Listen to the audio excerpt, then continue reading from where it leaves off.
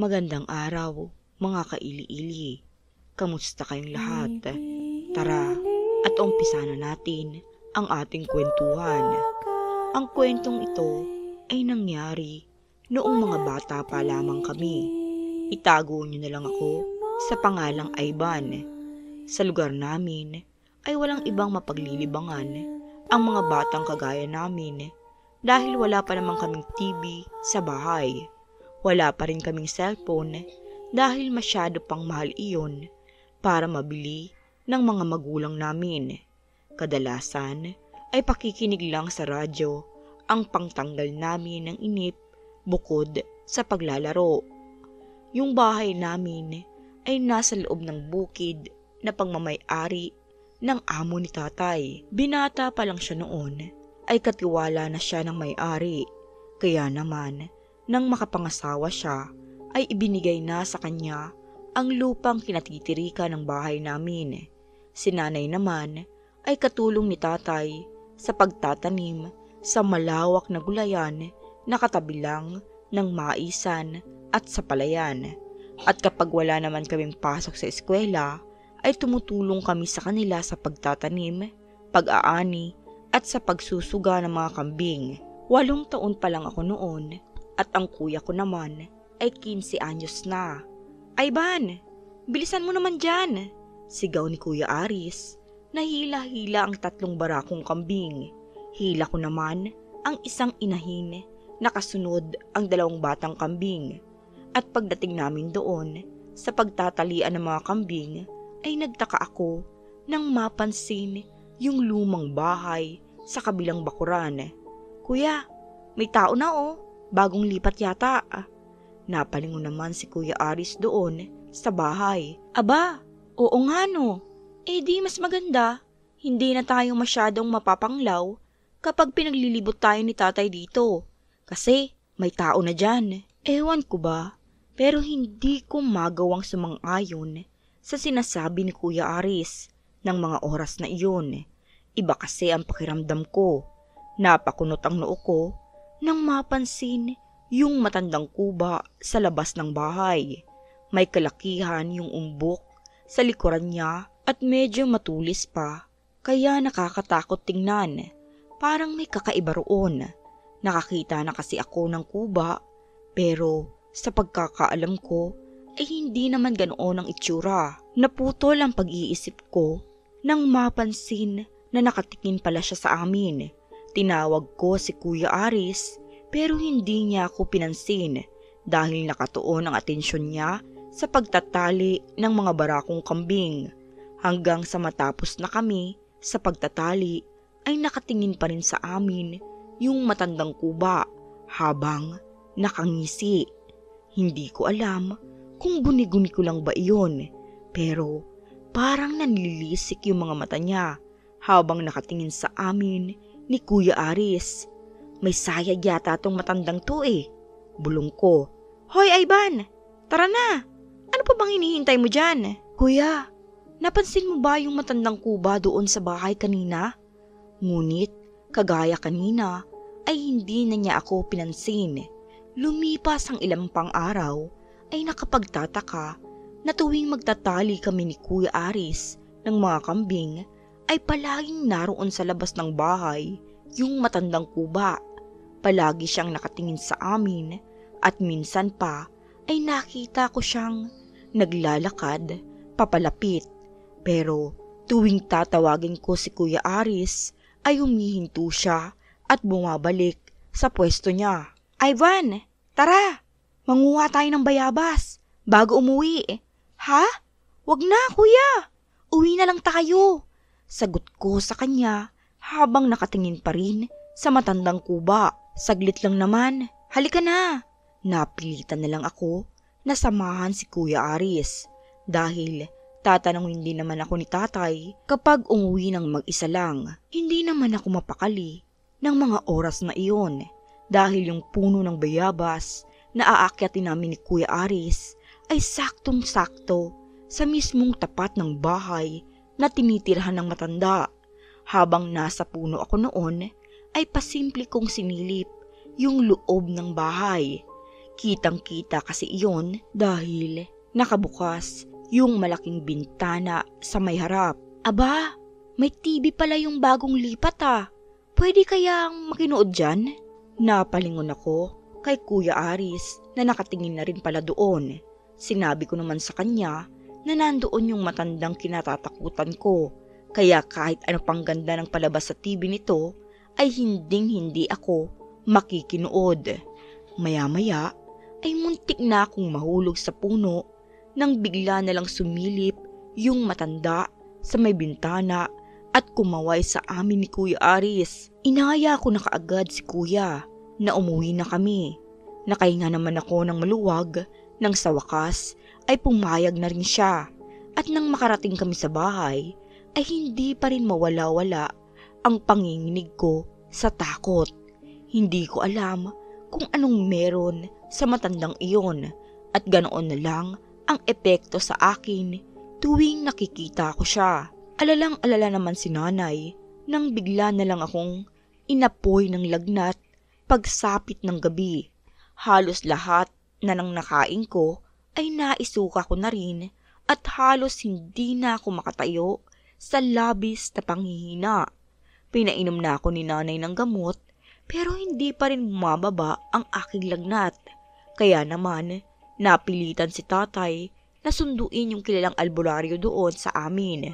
Sabi nito ay nausog daw ako pero hindi raw karaniwang tao lang ang nakausog sa akin kundi isang aswang.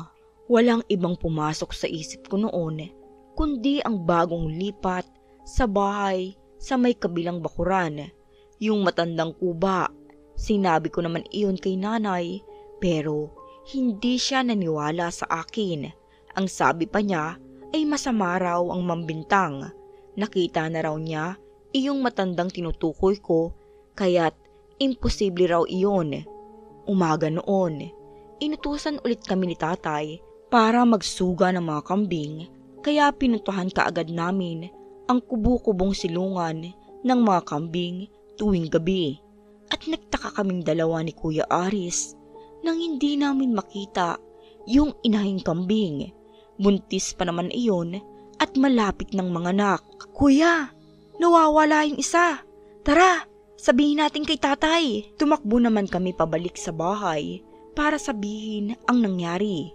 Kaya naman, pagkatapos naming isuga ang mga natirang kambing, ay pinaglibot kami ni tatay sa buong bukid para maghanap.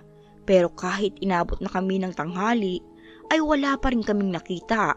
Sabi ni nanay, ay hayaan na lang daw muna dahil baka natanggal lang sa pagkakatali kagabi at nakalabas ng bakod. Kung hindi raw babalik hanggang hapon, ay saka na lang daw kami maghanap ulit dahil tiyak napapagalitan kami ng may-ari ng bukid. Kapag may nawala kasi sa mga alaga, ay binabawasan sa suswelduhin ni nanay at tatay. Pagsapit ng 4:00 ng hapon, ay hindi pa rin bumabalik yung inahing kambing. Kaya nagpasya kami ulit ni Kuya Aris na maghanap hanggang sa hindi na namin namalayan ng oras. Pinauwi muna ako sandali ni Kuya para kumuha ng flashlight. Sabi kasi niya ay subukan daw namin lumabas sa kabilang bakuran. Kaso nga lang ay medyo madilim na noon. Iyong bakod kasi sa bukid na binabantayan namin ay barbed wire lang na puro kalawang na rin naman.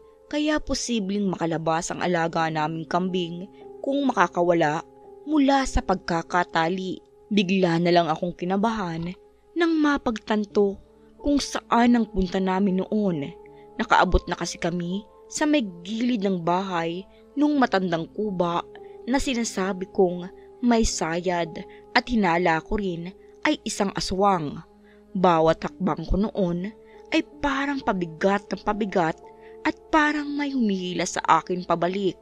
Nilakihan ko na lang ang mga hakbang ko at sinigurong hindi ako mapapalayo kay Kuya Aris dahil sa matinding takot.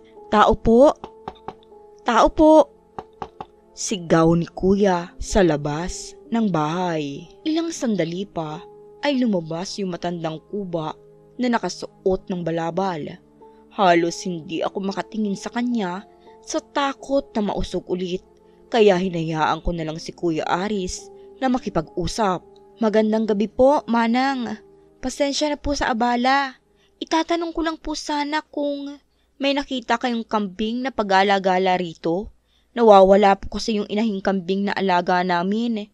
Baka lang po ay naligaw dito, sabi ni Kuya doon sa matanda. Ngunit sa halip na sumagot ay nanatili lang itong nakatitig kay Kuya. Parang may kakaibang kislap sa namumula nitong mga mata ng mga oras na iyon. Inilibot ko ang aking tingin sa kabuuan ng bahay. Mukhang mag-isa lang doon yung matanda dahil mula nang lumipat ito roon ay wala naman kaming ibang nakikitang kasama nito. Hanggang sa dumako ang tingin ko sa mga nakatambak na kahoy sa gilid ng bahay. Pasimple kong itinutok doon yung flashlight habang nakikipag-usap si Kuya. At ganoon na lang ang panlalaki ng mga mata ko nang makita yung tali ng kambing doon. Hindi ako maaaring magkamali. Iyong tali kasi ng inahing naming kambing ay may mantsa ng kulay asul na pintura. At iyon nga yung nakita ko sa may mga kahoy. Mas lalong lumakas ang hinala ko nang mapansin ang maliliit na patak ng dugo roon. Ngunit muntik na akong mapasigaw nang bigla na lang hinawakan ng matanda ang kamay kong may hawak ng flashlight at tinakpan ng liwanag na nagmumula roon. Naramdaman ko yung kamay niya na napakainit at napakagaspang. Napaatras ako noon at mahigpit na kumapit sa laylay ng damit ni Kuya Aris. Kalat na ang dilim. Umuwi na kayo, sabi ng matanda sa nakakakilabot na boses. Sige po, Manang. Uwi na po kami. Pasensya na po ulit. Paalam ni Kuya Aris. Kulang na lang ay mauna ako sa kanya sa paglalakad sa pangmamadali kung makaalis doon. Yari tayo nito kay tatay. Wala tayong nahanap. Bakit ba kasi nawala yun doon eh? Maayos naman ang pagkakatali natin ah. Baka naman, pinasok na tayo na magnanakaw sa... Natigilan si Kuya Aris at napahinto kami sa paglalakad nang mapansin yung malaking aso na may umbok sa likuran na nakaharang sa daraanan namin. Unang beses pa lang naming makakita ng ganoon kalaki at ganoon kaitim na aso. Kaya pareho kaming napaatras ni Kuya. Ang mga mata nito ay simpula ng dugo at nakalabas din ng matutulis na pangil na animoy mga talim ng gunting. Humigpit ang kapit ko sa dalang flashlight. Kuya, aso pa ba yan? Parang aswang na ata yan eh. Hinila naman ako ni Kuya Aris at dinala sa may likuran niya. Dumampot na rin siya ng may kalakihang bato. Diyan ka lang sa likuran ko. Pag sinabi kong takbo ay tumakbo ka na at huwag ka nang lilingon, Ivan.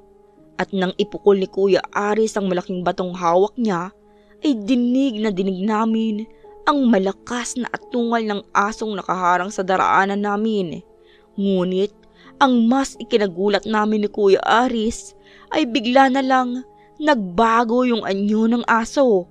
Mas lalong naging mabangis ang itsura nito na animoy hayok na hayok sa nakikitang pagkain. Ivan, takbo!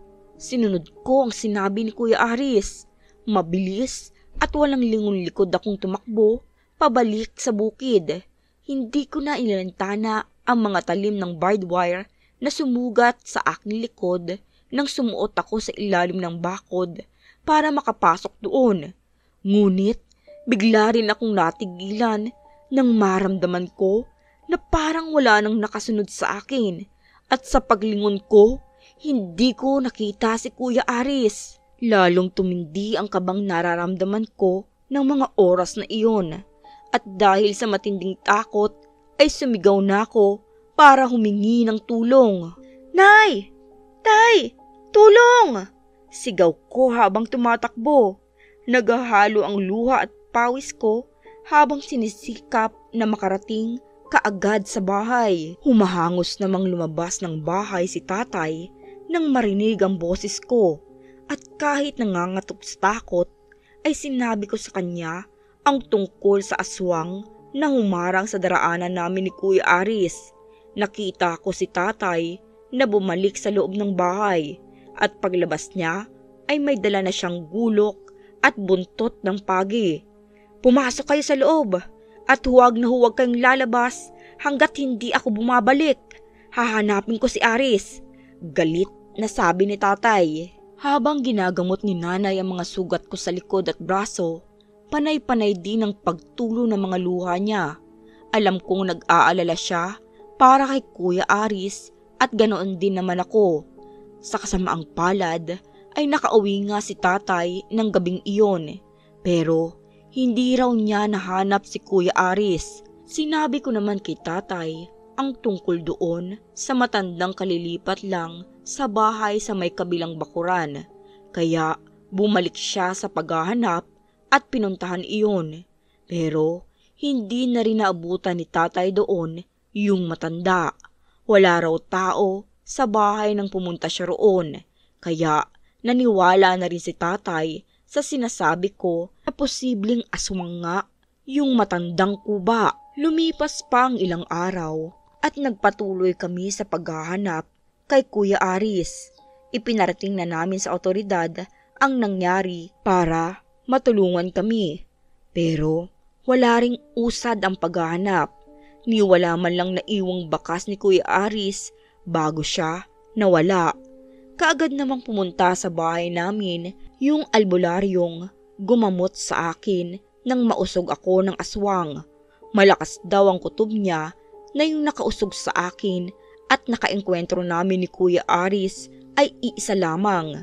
May ginawa siyang orasyon noon. Tinatakan niya ng dugo mula kina nanay at tatay ang tubig na may tinunaw na kandila habang umuusal ng mga salitang hindi ko naman nauunawaan. At nang matapos iyon ay malungkot siyang tumingin sa amin at sinabing hindi na raw niya nararamdaman na buhay pa si Kuya Aris. Posible raw na sa pagkawala ni Kuya Aris nang magkahiwalay kami ay doon na rin ito binawian ng buhay sa kamay ng mabangis na aswang na muntik na ring makapatay sa akin. Napuno ng pagluluksa ang bahay namin dahil sa sinabing iyon ng albularyo. At mula rin ng araw na iyon, kapansin-pansin na palagi nang mainit ang ulo ni nanay. Hindi ko alam pero parang sinisisi niya ako sa pagkawala ni Kuya Aris at sa akin niya ibinunton ang kanyang galit hanggang sa magbinata na nga ako at nagkatrabaho. Paminsan-minsan na lang akong umuwi sa amin sa Iloilo at nagkaroon na rin kasi ako ng sariling pamilya dito sa Bacolod. Hanggang ngayon ay hindi pa rin maayos ang relasyon namin ni nanay. Tuwing umuwi ako ay si tatay lang nakikipag-usap sa akin at nakiusap din siya na unawain ko na lang daw si nanay. Tanggap ko na lang ang ganoong pakikitungo niya sa akin. Tuwing nagsisimba ako ay palagi ko rin pinagsisisihan ang pag-iwang ko kay Kuya Aris kahit na alam ko na sa murang edad ko nang mangyari iyon ay wala rin naman akong magagawa. Ipinagdarasal ko na lang na sana bago man lang mamaalam sa mundong ito ang aking mga magulang ay magawa rin akong patawarin ng aking ina. At diyan na nga natatapos ang ating malungkot at makapanindig balahibong kwento. Maraming salamat sa inyong pakikinig.